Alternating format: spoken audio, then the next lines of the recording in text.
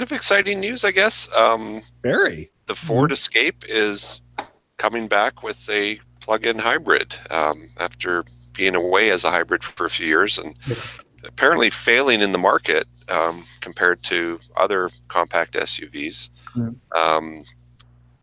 40 mpg as a hybrid and the plug-in version 30 miles of EV range. So kind of like the Mitsubishi Outlander, but from a company with a dealer network. Yes.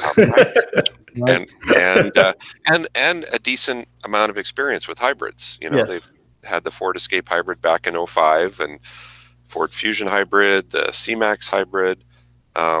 So I think that's pretty cool. And when is it going to ship? It's 2020 model. Yeah.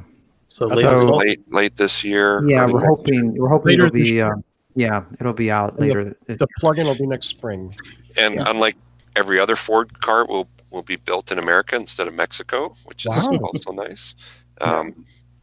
That's kind of and it has, we've been saying to Auto, let's put like Apple CarPlay and Android Auto in the car from the factory, and that's what they're doing with this, with a 8-inch touchscreen.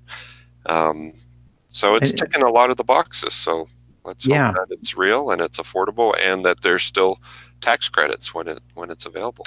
Yeah, Ford's got a lot of tax credits available. Yeah, because let's see, how many EVs and plugins has Ford sold so far? However many Ford Focus EVs that they couldn't hide. Right. Yeah. Not many. Not that many, no. So you're exactly right, Paul. This is huge news. Great to see Ford coming back, bringing back the Ford Escape Hybrid, the FEH, that a lot of people who had the first gen absolutely loved their car and drove it until they couldn't drive it any further. Really disappointed. Yeah, and I will say the battery system that they used in the Ford Escape hybrids in the original couple of generations was rock solid reliable. I mean, those batteries never fail. I mean, and proof of that is if you try and buy a battery from a junkyard or salvage yard or recycler, they're really cheap because there's no demand for them because they just don't fail. And the reason they don't fail is very early on, Ford used an air conditioning cooling system to cool the battery instead of ambient air. They actually have a separate branch of the air conditioner system in the back of the car where the hybrid battery is. And it's not as good as liquid cooling, but it's sure better than like a Prius ambient air cooling system. Right. So, one little fan. Yeah. Squirrel cage motor. So they got, and then, of course, for those of you who don't know, Ford, when they did the original hybrid stuff, they licensed a lot of their technology from Toyota instead of trying to come up with their own.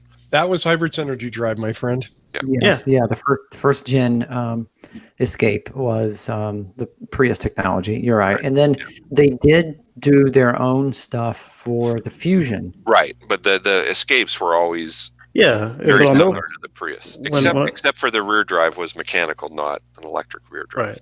But anyway, thumbs up to Ford. I mean, they've realized that the market is saying we want compact SUVs, we don't want sedans, but they're making a hybrid and plug-in hybrid. So.